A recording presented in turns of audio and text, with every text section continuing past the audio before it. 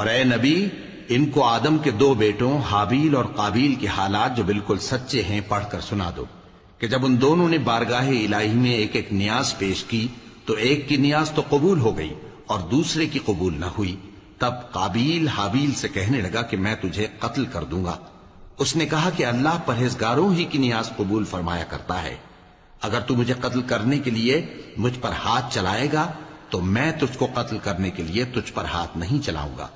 مجھے تو اللہ رب العالمین سے ڈر لگتا ہے، میں چاہتا ہوں کہ تو میرے گناہ کو بھی سمیٹ لے اور اپنے گناہ کو بھی، پھر تو اہل دوزخ میں سے ہو جائے، اور ظالموں کی یہی سزا ہے۔ آخر اس کے یعنی قابیل کے نفس نے اس کو اپنے بھائی کے قتل ہی کی ترغیب دی تو اس نے اسے قتل کر دیا، پھر خسارہ پانے والوں میں ہو گیا۔